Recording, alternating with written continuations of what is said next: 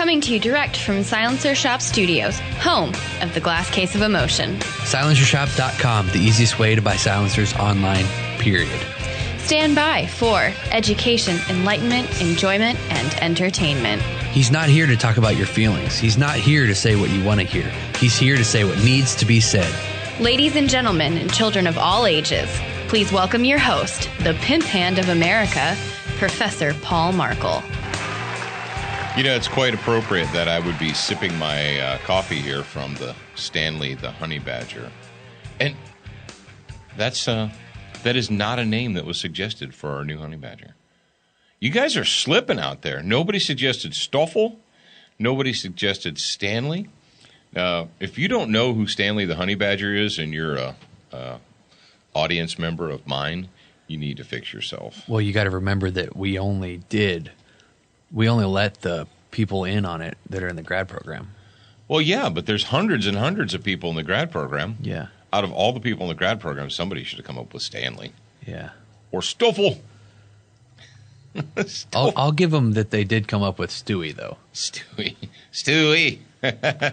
Stewie's already the official mascot. He's even got a certificate. That's right. He's even got a certificate and a special one-of-a-kind shirt and a special one-of-a-kind pack. Yeah. Hey, Stewie, if you can hear me right now, I expect that the Honey Badger certificate to be posted inside of the ambulance. The ambulance? Yeah. They're going to hang it up in there. Yeah, and we would just laugh half. We lost half the audience. There we go. I can lost talk now. Half the lost audience. Half of them when we said ambulance. They're like, what's that? They don't follow us, but that's okay. Anyway, so I'm drinking my coffee out of my Stanley the Honey Badger. And Stanley the Honey Badger he's a member of the action figure therapy team. And if you don't know what action figure therapy is, ask a 16 or 17-year-old. Actually, it was Jaeger and Jay, and it's all like pipe hitter type people that like the Honey Badger stuff. Yeah, because they get it. See, if you're 16, 17, you watch the action figure therapy on YouTube and you chuckle, right? And you're like, oh, those guys are funny and stuff. But if you're me and Jay and James and people that I know closely, you laugh because you know those people. You've worked with, you've been on teams with the people exactly like the ones in the action figure therapy. And all of you Camden Mafia people out there, Tim is Jungle. You know it's true. You know it's true. I can't believe you guys haven't even come up with a Tim as Jungle meme yet. That's funny. Isn't he? Yes. Yes, you know who Jungle is, isn't it? Yeah. Yeah, that's Tim. He is. Oh, it is awesome. It is Tim. And, I think, I'm trying to think of the people, but one of them has got to be Jay. I think Jay's the one who's always getting Jungle out of trouble.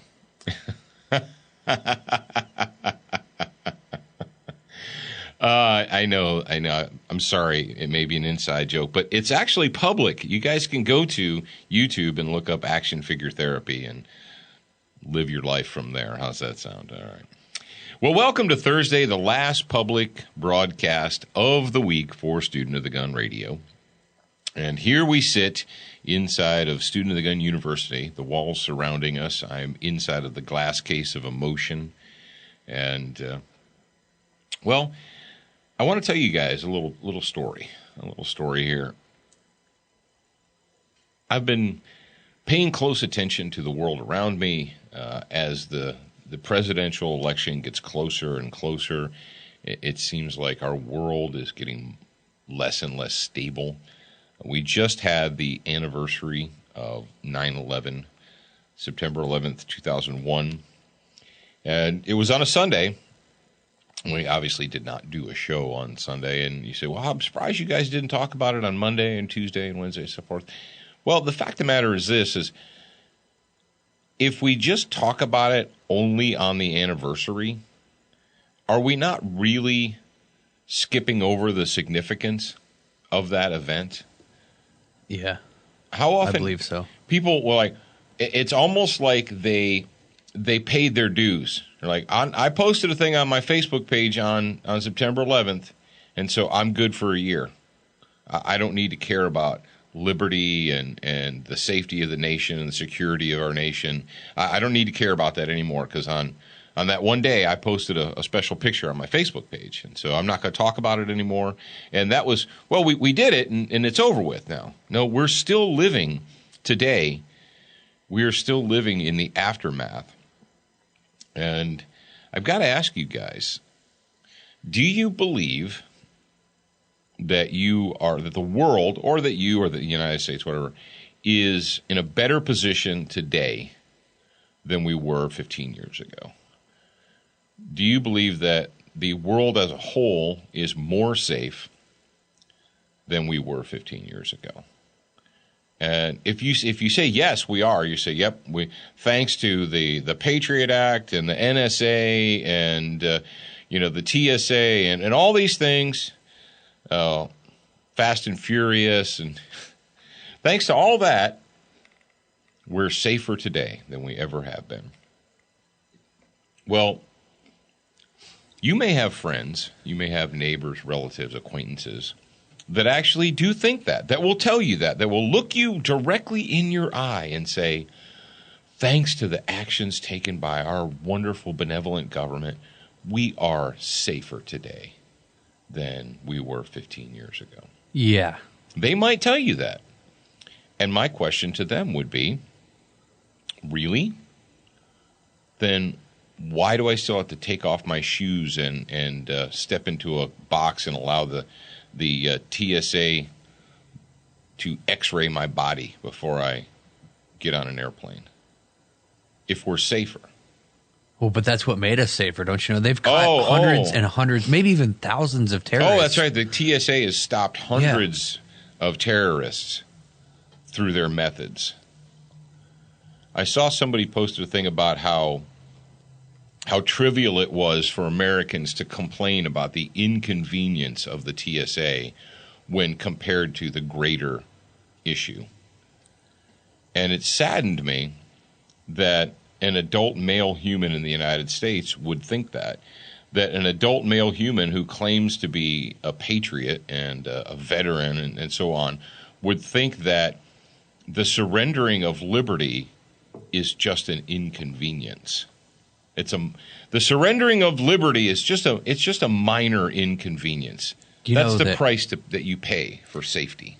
If every person in 1775 thought like that, then there would be this would not be America right now. No, we would still be America a colony as we know it. Yeah, we would be a group of colonies that were probably broken up and divided between Great Britain, France, and Spain. Yeah, and maybe a little Portugal going on there, but there wouldn't be no United States of America, and it really genuinely does. It troubles me.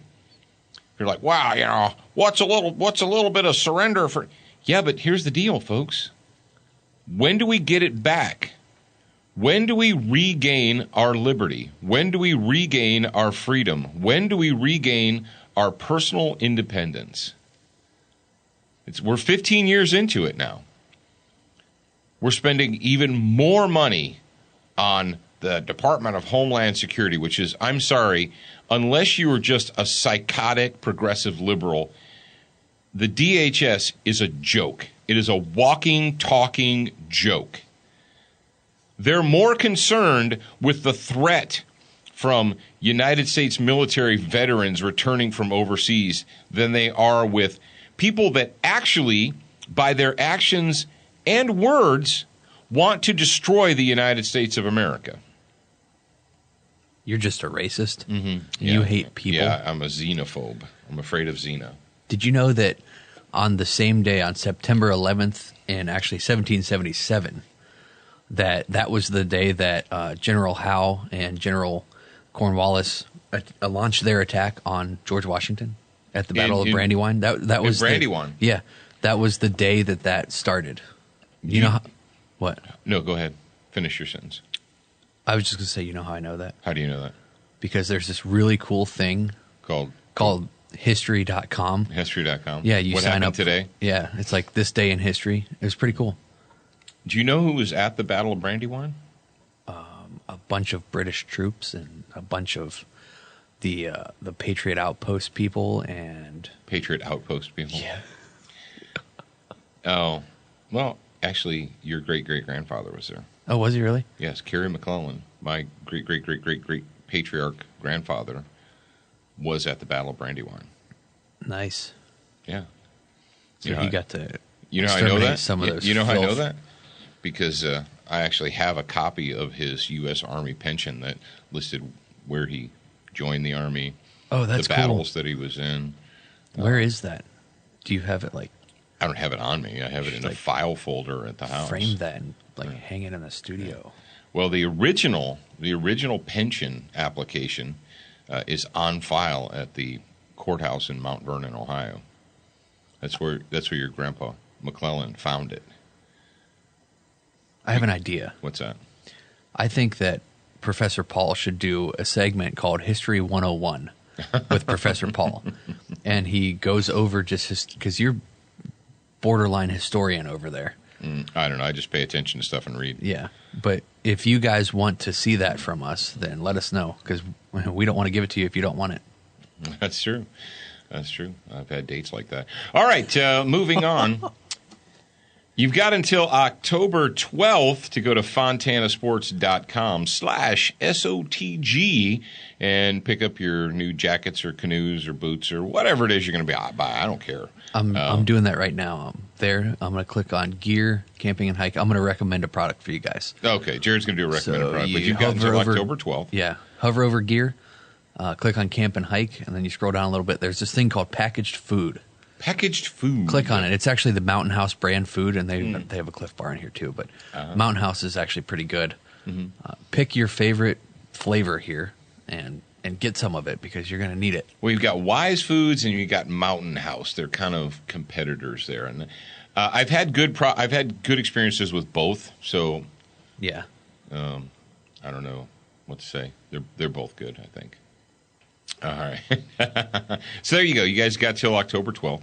Brownells at brownells.com. You want to go there because if you have a gun, I guarantee you they have something for you. At very least, you can pick up some frog lube, some solvent, or some extreme CLP. It's bio-based, so you don't have to worry about getting a petroleum product on your electronics or on your primers or on your optics or anything like that. So it's good stuff. Century Arms, the sweetest smelling arms maker in the U.S. of A. And they're the makers of the C39 V2, the TP9 SF, SA, S, all kinds of stuff. Check out their recently updated website at centuryarms.com. Duracoat, because life is too short to have an ugly gun. And you know what I decided, Jared? What did you decide? I decided that it's time for me to do another Duracoat project. Because you just have a plain gun, and that's I just wrong. I went in the safe, and I remembered that I had a plain black gun. And you know what it is? It's one I actually had Zachary post a picture of a week or so ago. The 300 Blackout handy rifle. For all you guys that are all geeked up about the 300 Blackout cartridge, but you're like, man, I looked online, and the cheapest AR I could find in Blackout was $1,200 or something like that. And you're like, that's a lot. If you want to, if you want to use a gateway gun, an entry-level gateway gun to get your fix of Blackout, the handy rifle, the H&R handy rifle chambered in 300 Blackout, we've got one. I've actually shot. When you shoot the subsonic ammo, as you guys know, I've got a 7.62 can from AAC. And do you? Yes, I do. Did you get that from silencershop.com? .com. No, actually, I've had it for a long time. Yeah. I've had it for about 5 years. But anyway. When you shoot the subsonic ammo through that, it's so ridiculous. The sound of the hammer dropping is the loudest part of the gun. You hear the hammer goes, And it's amazing how loud a hammer can sound when you're shooting suppressed. And then the next thing you hear is, bong. I'm about 99.99% positive that we did a segment on the TV show that actually compared that gun with and without the silencer. I'm pretty sure we did too. Matter of fact, you know how long ago that's been? That was season 4, 3. It was 3 or 4. Because we were at Wilson's Ranch. We were at Bill's Ranch. Were you with me or was Zach with me? It wasn't me. Oh, it must have been Zach. We did it somewhere else. Yeah. Okay. Yeah. But I took that gun to Bill's Ranch with Zach. Yeah, because I had the red truck. That was the same. That was the same outing that I took the Colt LE901, and I killed 2 deer with it. Professor Paul is really hard on trucks. Or maybe the lightning. Maybe it's lightning. Lightning is hard on trucks. I lost a truck to a lightning strike. How? Yeah. That talk about born under a bad sign. But anyway, no, that was a red truck I took, and then I killed 2 deer. We had 2 deer. We brought home venison and wild do hog. To you? I don't understand. Why What would you? What do they do to me? That? Yeah, they filled me up. Oh, okay. They filled my belly. Don't you know deer have feelings too? Not when they're dead, they don't. No, they did. Oh, but anyway, so that is going to be my next Duracoat project. Is that black handy rifle because it's just plain black. That's it. But I have no idea what color scheme I'm going to put on it. I just had Anchorman 2 going in my head. Black. It's a plain black rifle. Where can you get Duracoat? Well, you can get it from brownells.com, or you can go to lauerweaponry.com. And last but certainly not least, up in the hit parade here, SWATfuelstore.com. If you go to SWATfuelstore.com, you can pick up your 9mm plus P, or your 9mm fat burner, or your 40 caliber multivitamins, which you need. If you're an adult man, you need the multivitamin. Or at least if you're an active, physically fit adult man and you want to continue to be that way, use the promo code SOTG2015, and you're going to save yourself 10% off your total order. It's as easy as that. Attention, new listeners. We produced a free training video series called 7 Training Tips That Could Save Your Life. We want you to have access to this life-saving information. Get instant access now at studentofthegun.com. Do you watch Student of the Gun TV, read the blog, and follow us on Facebook? If you answered no to any of those questions, you are wrong, but you can easily fix yourself. Go to studentofthegun.com to find everything SOTG. There you go. That's your homework assignment. Go to studentofthegun.com and make sure that you're signed up for the newsletter and all that good stuff and get the free videos. You're covering your mouth. Are you laughing or something? No, I was opening my nose. Oh, okay, cool. All right, it is time for installment number 4, which ironically is chapter 4. I didn't plan it that way. It just happened that way. In the Team Honey Badger book study program. And now we're going to talk about the senior honey badger. Now, yesterday we spoke for a little bit, and we talked about the junior honey badger, about your little ones, and how to get your little ones started in physical activity. What kind of physical activities are good confidence builders for kids, and, low-impact exercise programs, grappling programs, swimming, getting them involved in shooting sports, and so forth. And now we're going to talk about the senior honey badger. And this is when you get your kids, when they become adolescents, they get to junior high age, and they're going to be going into high school and so on and so forth.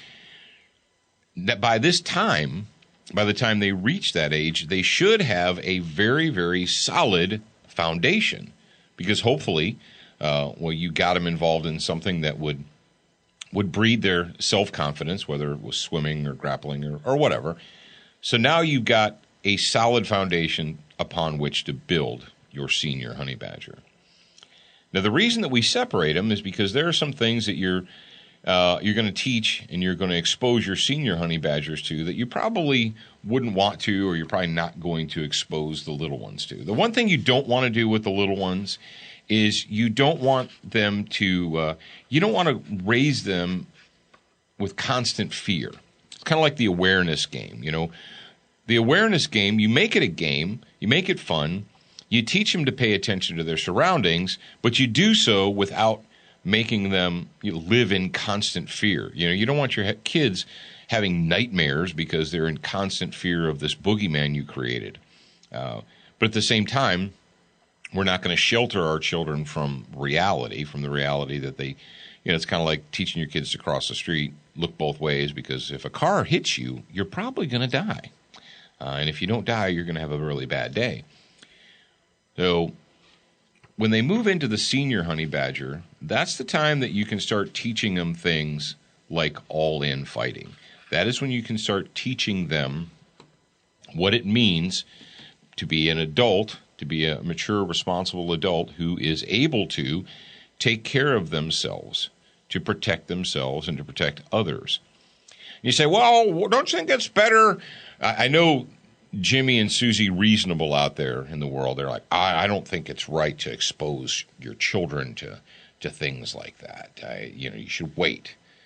So on their 18th birthday, you're going to hand them this magic tablet, and they're going to go from complete and total ignorance to perfection in one day, because on their 18th birthday, they magically become intelligent and mature.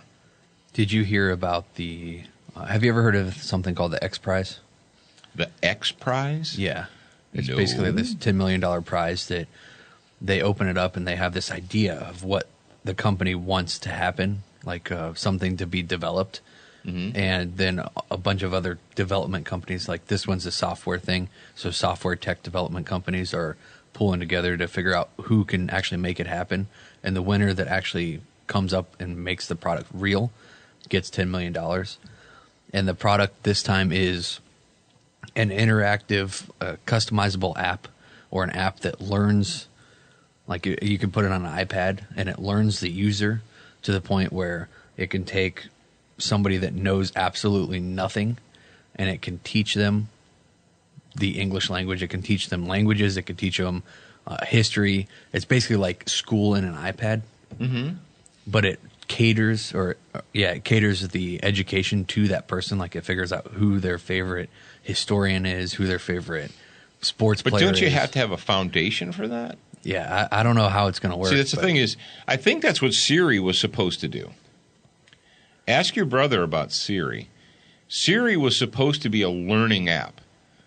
It was supposed to take what the input that it was given and learn and learn and learn. And what happened is Siri is now like a nymphomaniac based upon the searches that Siri has received. But getting back to the honey badger and the senior honey badger, you can't expect, it's kind of like I'm not going to have guns in my house because blah, blah, blah. And if my child decides that they want to have a gun, then once they're an adult and they leave, then they can do that. You're like, okay, well, that's fantastic and all, but we can't expect. We have this weird, I don't know how to describe it. This weird expectation of our kids that they're dundering idiots and that they can't be exposed to anything, and they're these fragile little creatures that can't be exposed to any of the harshness of the world until magically one day they're 18 or they're 21, and then poof, on their 21st birthday they become intelligent and mature and they're able to make good decisions. Well, obviously that's not the real world, but we pretend like it is. We come up with these magic arbitrary numbers. Well, folks, with the senior honey badger, this is when you're going to expose them to actual, real-world, serious personal defense techniques, things that they can use, techniques, and it's kind of hard to talk about techniques on the radio because it's a physical thing, but we're going to take care of you in that department here very soon. If you've got the honey badger book and if you've gone through it, you see that I discuss and demonstrate as well as you can do via photographs, and explain things that you can teach your senior honey badger, because we're talking now, like, for instance, the eye gouge or the neck strike or so forth. If somebody does that, in an immature fashion, you're going to do serious harm to a person. They'd have to have the maturity to understand that if they don't act when they should act in a life or death situation, when it's just somebody that's annoying them. I mean, you don't want them to throat punch somebody just because they stepped in front of them in the lunch line. That's generally frowned upon. In the senior honey badger section, that's when we start introducing them to tools and techniques. Now, your kids aren't going to be able to take weapons to school or with them. You're not always going to be with your kid. You say, well, I've got a concealed carry permit, and I have 2 guns and a knife and a flashlight and all this stuff on me. I've got it all on my body. Congratulations. Do you walk your children to and from school and go class to class with them, and you go to the mall with them and the movies with them and all that? Well, no. Obviously, you don't. So what can you provide your senior honey badgers? What tools can you provide them to help them protect themselves? And this is also a good time. The senior area, when they become, Jared, who was our youngest student that took the Beyond the Band-Aid class? Noah. That's how old was Noah when he took the class? Was he 14, 15? 15? 14 or 15. I'm sorry, Noah. If you're listening now and I can't remember how old you were when you took the class, you're just going to have to forgive me. I'm an old man and I can't retain all that information. But in the junior, when can they be exposed to that? When can they understand? Now we're talking about the junior high age, the freshman age, and so forth. And that is a great time to introduce them to the concept of traumatic medicine and traumatic medical care. And you're like, oh, my kid's not an EMT. He's only 13. Okay, that you can't teach a 13-year-old to put a bandage on someone. You can't teach a 13 or a 14-year-old, hey, if you or your friend is laying on the ground and there's bright red stuff pumping out of their leg, you need to make that stop, because if it doesn't stop, they're going to die. You know, that kind of stuff. Paxton was only 14 when she used her trauma kit for the first time. I taught her how to I taught Paxton and Jared, 7, 8 years ago, Jared? It had to have been at least 2008. Do the math. Oh, so at least 8 years ago, my children were taught traumatic medicine. They were taught how to put tourniquets on people, how to make pressure dressings, and all that good stuff. And Paxton was on a choir trip, and she had to use her kit at age 14. She had to pack a wound with gauze and wrap it. I know. You're like, wow. Jared, I gave him a kit, and both my oldest kids, within 6 months of me building medical kits for them, both of them had used them on real-life bleeding people. So when your kids get into that senior honey badger, that's when they should be old enough, they should be mature enough that they can understand the hows and whys, and they will be physically able to do it and do it correctly. That is a good time to get them involved in that. You say, well, I don't know about letting kids do that, because what if they do it wrong? What are you talking about? When people say that to me, I want to just, makes me want to kick a puppy. Well, you shouldn't be giving young people medical kits, because what if they do it wrong? Who are they doing it wrong on? Are there people that are not injured just laying around, and the kid walks up to them and says, hey, I got this kit. I'm gonna put this stuff on you. I'm going to put a pressure dressing on you, but I'm not bleeding. That's okay. Just lay still. What? Well, I don't even fathom the thought process there.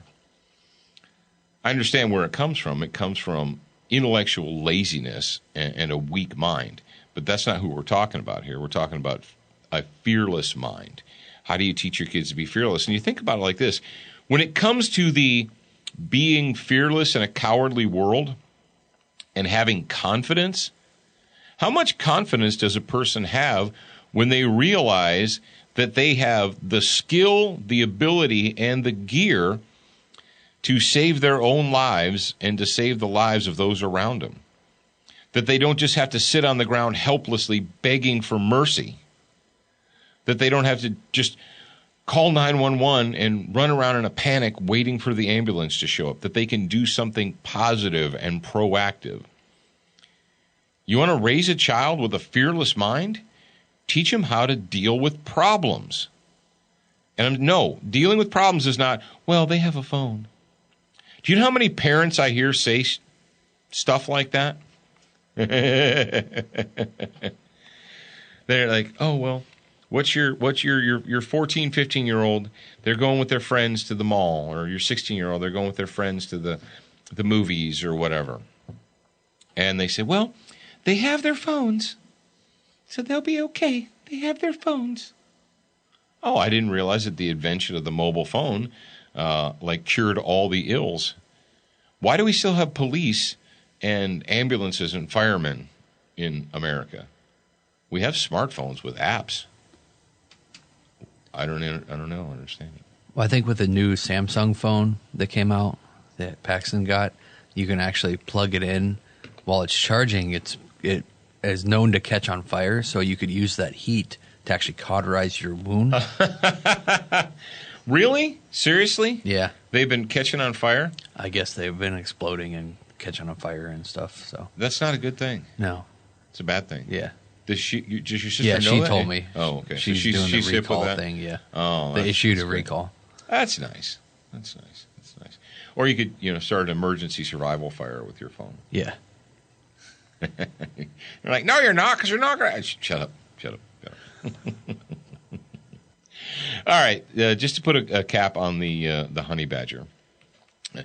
The whole purpose of the Team Honey Badger book is to enable you, to give you some ideas, to give you some thoughts, to give you a guideline that you can take with you, that you can have, to put together a plan to raise your kids not as little cowards. The world wants your kids to be cowards. The world wants your kids to be afraid, because people who are afraid are easy to manipulate. People who are in constant fear are easy to control because they feel the need to surrender. I know, it's crazy, isn't it? So from the time that they're wee little to the time that they're teenagers, you want to be building little by little by little until the time that they leave your nest, and now they're strong, courageous, fearless, and you don't have to so much worry about them. Isn't that amazing? Or you could just buy them a smartphone and a whistle. There you go. All right, it is time. Well, it's Thursday, so that means it's time for the Student of the Gun Homeroom, brought to you by CrossbreedHolsters.com. What you gonna do when it all comes back to the place that you never wanted it to come back to? And where you gonna roll when the bottom drops out and you got no place to go? Who you gonna trust when trust is a must? You better roll with the rest of us. So pack your bags and all the faith you can, cause it's about ready to hit the fan. Come to the ready. 2012, all about the re-election of an antichrist. Come to the ready. You don't believe me, just so deep into the soul of the liar's eyes. Come to the ready. The Constitution of our nation is... All right. Thank you, Madison Rising, for the Student of the Gun Homeroom theme. We appreciate it. Thank you very much. And this week we're going to talk about what's more important, spare ammo or a spare gun. Only on the internet. We could do a whole entire segment called Only on the Internet. Only on the internet can a person who admits to carrying two guns be criticized for not having enough spare ammo. Only on the internet. What's more important, spare ammo or a spare gun? I'm not being glib at all here. When you get into the everyday carry, the EDC, man, I'm EDC. Did you see the thing where some British news blog, they discovered on Reddit, apparently there's a subreddit called EDC or Everyday Carry, and people take pictures of their gear, their hardware. They empty their pockets onto the table. Yeah. You've seen those pictures, yeah. Right? Well, apparently these Brits, they discovered this subreddit called Everyday Carry and discovered the photos and just peed all down their legs. They were beside themselves that Americans would be allowed to carry all these deadly weapons on them, and they just couldn't even imagine why you would want to. Oh, so cute. The comments. I read the comments, and it was so pathetic and weak. And if you're listening to me in Great Britain right now, go to Amazon.com and buy one of my books. That's funny. Did you like that? No, but from a serious standpoint, we just did the whole Team Honey Badger book study thing, and maybe somebody wants to buy a Team Honey Badger book. You can actually get that from Amazon, or you can get an autographed copy from StudentGunGear.com. That's right. And you can pay with your pounds. Yeah. So if they're from Britain, they can pound you. They can pay with pounds. They can pound sand if they want to. But anyway, so let's get back to the everyday carry thing. All right. Oh, I like to say that my spare ammo has its own launching device. And Jay likes to say that he has a reload with a gun wrapped around it. He said my reload has a gun wrapped around it. That's an easy way to say it. If you think about it, all right, you go back to the whole the 2 is 1 and 1 is none mantra. When I was in the police academy many, many moons ago, more than 2 decades ago, actually, going back to the 91, 92 time frame, my friend Doug Hunter, I remember we were talking about firearms and backup guns and so forth, and he said something to the effect that anything that's worth carrying 1 of is probably worth carrying 2 of, meaning anything that is mission critical. Now, there are certain things that are not necessarily mission critical, and if you don't have it or you lose it or whatever, it's not that big of a deal. The world's not going to end. But there are certain things that are mission critical, such as communications. In the police world, you have a communication redundancy. Now, this is even before we had mobile phones, the little tiny phones you kept on your belt.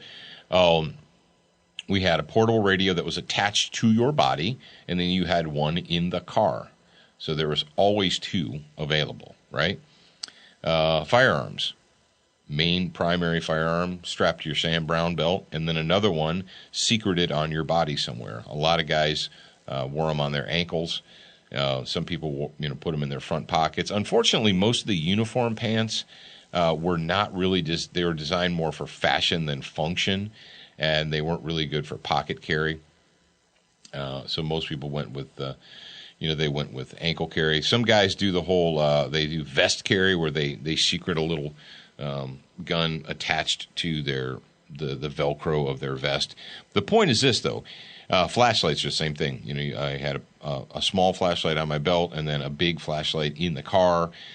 Things that are mission critical, if one of them is an absolute, then you probably need to have 2.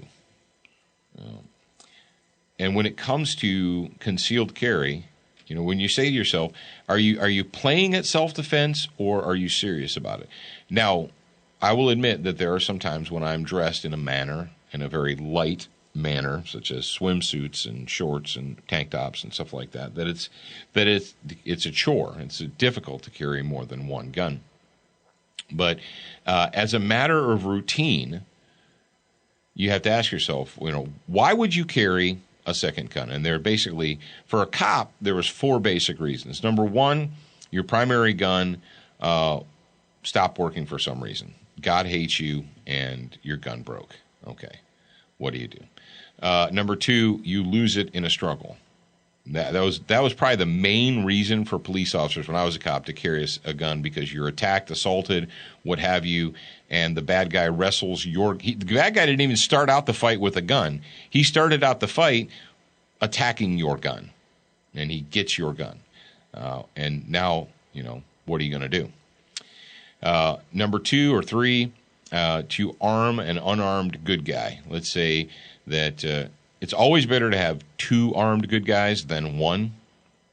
And you may have somebody that's there, that shows up, that's with you, that for whatever reason is a good guy that you trust, but they don't have a gun, so you can pass that over to them.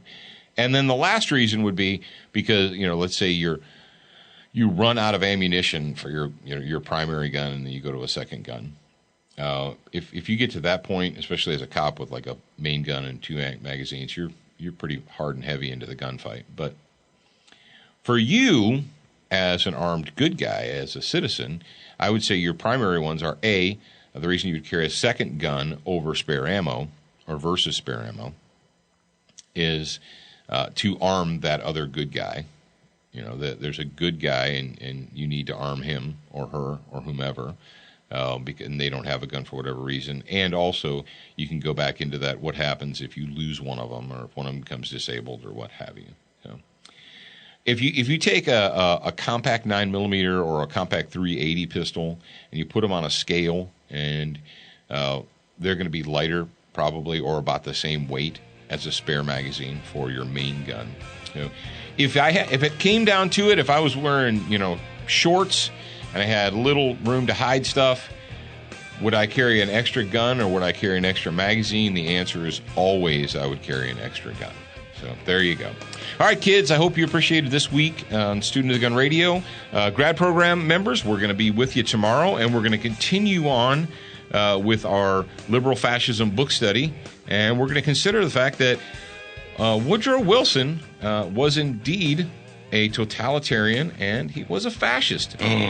Oh, you're not going to want to miss that.